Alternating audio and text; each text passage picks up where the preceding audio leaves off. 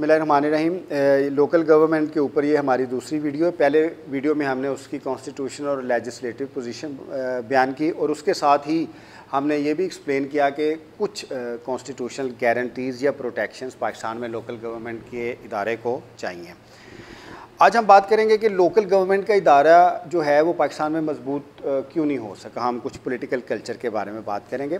अगर आप पाकिस्तान में पॉलिटिकल कल्चर देखें, बुनियादी तौर पे जब आप MNAs या MPAs जो लेजिस्लेचर के मेंबर्स हैं, जिन्हें हम लेजिस्लेटर्स कहते हैं, उनको मुंतखब करते हैं तो जो इलेक्टोरेट है उसको ये देखना चाहिए कि वो कैसी लेजिस्लेशन करेंगे, उनका पर्पस ऑफ इलेक्शन क्या है और उनका जो purpose of selection by the people है वो क्या होना चाहिए।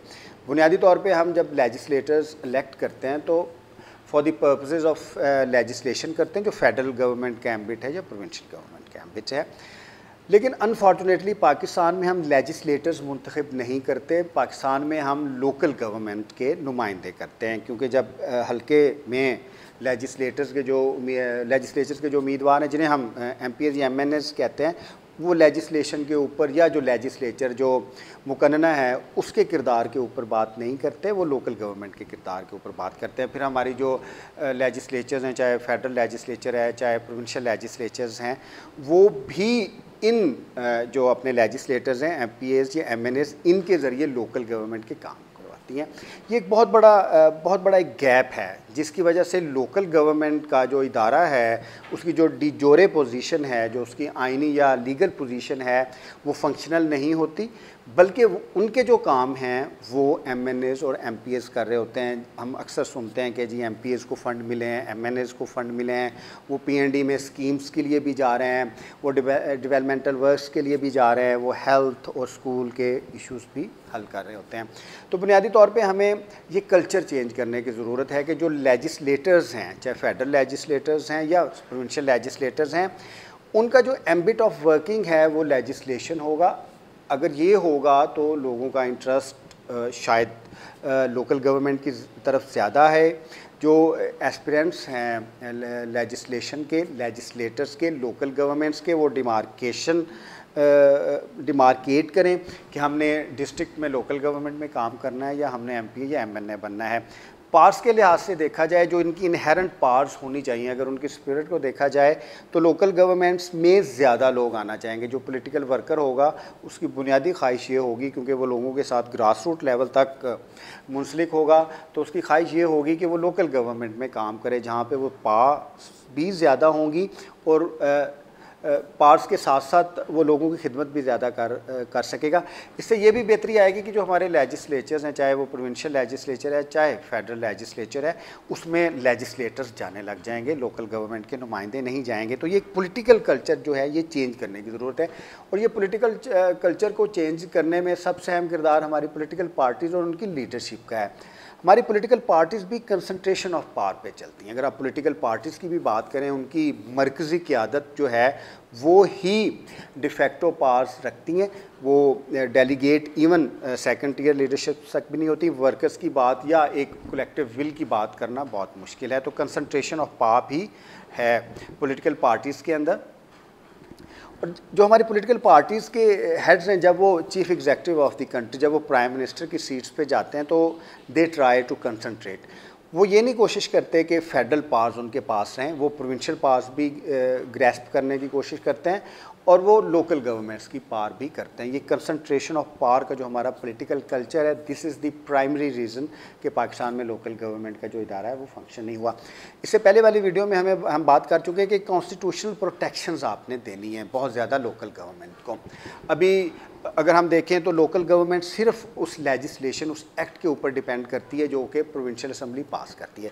अमूमन ये देखने में आया है कि हर प्रोविंशियल गवर्नमेंट, अगर वो डिफरेंट पार्टी से, तो उनके इंटरेस्ट डिफरेंट इंस्टीट्यूशंस के लिहाज से, तो जैसे ही नई गवर्नमेंट इलेक्ट होती है प्रोविंस में, उसकी कोशिश होती है कि जो पिछली गवर्नमेंट का लेजिस्लेशन है, इनेक्टमेंट है, उसको नल एंड वाइड करार दे दिया जाए और अपनी मर्ज़ी का लोकल गवर्नमेंट का निज़ाम लेके आया जाए, ताकि पूरे निज़ाम की ताकत को कंसंट्रेट किया जा सके और उसको काबू किया जा सके।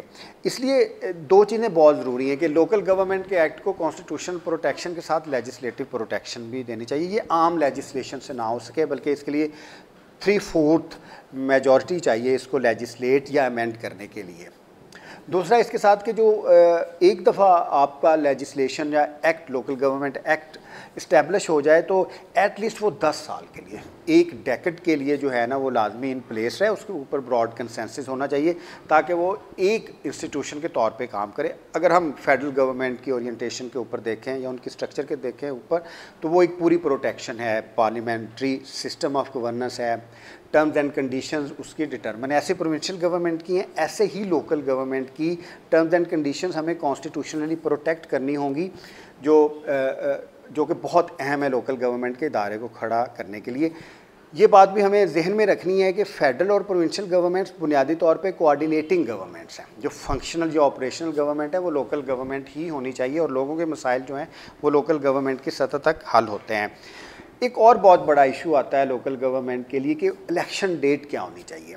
अमूमन जब गवर्नमेंट्स आती हैं, फेडरल या प्रोविंशियल गवर्नमेंट्स आती हैं, तो इलेक्शन डेट का इशू होता है, तो वो उसको तूल देती रहती हैं और जब उनका लेजिस्लेचर का टाइम ख़त्म होने वाला होता है तो उस वक्त जाके इलेक्शन करवाती हैं। पाकिस्तान में इलेक्शन की डेट को लेके एक बड़ी बहस जो है वो ये हो रही है कि इलेक्शन एक दिन होने चाहिए। प्रिंसिपली मैं भी इस चीज़ से एग्री करता हूँ कि इलेक्शन एक दिन होने चाहिए।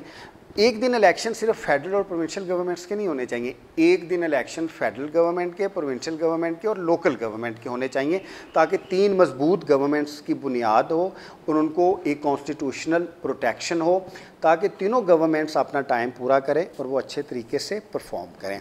अगर हम इसको थोड़ा सा आगे लेके जाएँ कि ये क्यों ज़रूरी है कि लोकल गवर्नमेंट हो। लोकल गवर्नमेंट ऑपरेशनल पार्ट है गवर्नमेंट का। जब तक लोकल गवर्नमेंट नहीं आएगी लोगों के मसाइल हल नहीं होंगे। लोकल गवर्नमेंट नर्सरी है लीडरशिप की, through the ranks. Local governments होगी, लीडर्स पैदा होंगे, वो आगे तरक्की करते आगे जाएंगे। लोकल गवर्नमेंट्स के ज़रिए से पॉलिटिकल पार्टीज़ हमारी ऑर्गेनाइज होंगी। पाकिस्तान की पॉलिटिकल पार्टीज़ का सबसे बड़ा इशू ये है कि ये पॉलिटिकली ऑर्गेनाइज नहीं है। जब गली महल्ले की सतह तक पॉलिटिकल पार्टीज़ जो हैं वो ऑर्गेनाइज होंगी तो वो बेहतर परफॉर्म कर सकेंगी। पार्टीज़ के अंदर डेमोक्रेसी आएगी, पार्टी गुड गवर्नेंस भी इससे आएगी, उसका एडमिनिस्ट्रेशन पार्ट भी बड़ा अच्छा होगा। और ये एक प्रिंसिपल है कि किसी भी फेडरेशन में डेवोल्यूशन के बगैर, इख्तियारात को निचली सतह तक डिवॉल्व किए बगैर तरक्की का अमल, डेवलपमेंट का अमल और पॉलिटिकल एक्चुअलाइजेशन, पॉलिटिकल पार्टिसिपेशन का अमल पूरा नहीं हो सकता। तो मैं इसको रैप अप करता हूँ अपनी दूसरी वीडियो में। इसकी डिटेल के ऊपर मेरा पेपर republicpolicy.com की वेबसाइट पे ऑलरेडी अवेलेबल है, जो हमारी रिसर्च है इसके ऊपर। इसके बुनियादी हमने खदोखाल यहाँ पे डिस्कस किए। रैपअप मैं इस लिहाज से करूँगा कि लोकल गवर्नमेंट जो है वो सबसे इम्पॉर्टेंट, सबसे सिग्निफिकेंट फॉर्म ऑफ गवर्नमेंट है। पाकिस्तान को लोकल गवर्नमेंट की ज़रूरत है। आप इस तरीके से भी देख सकते हैं कि अगर लोकल गवर्नमेंट्स फंक्शनल हों, प्रोविंशियल गवर्नमेंट्स या फेडरल गवर्नमेंट्स फंक्शनल ना भी हों, फिर भी सर्विस डिलीवरी और गवर्नेंस जो है वो जारी व सारी रहती है। इन चंद अल्फाज के साथ मैं अपनी लोकल गवर्नमेंट के बारे में वीडियोज़ को मुकम्मल करता हूँ। आप इसकी डिटेल जो है हमारे पेपर की वो हमारा जो थिंक टैंक है उसकी वेबसाइट से देख सकते हैं। इसके बाद नए टॉपिक्स के साथ जो हमने रिफॉर्म्स के बारे में किए हैं उनके साथ मैं हाज़िर होऊंगा। उस वक्त तक खुदा हाफिज़ और आपका बहुत शुक्रिया वीडियो देखने में। अल्लाह हाफिज़।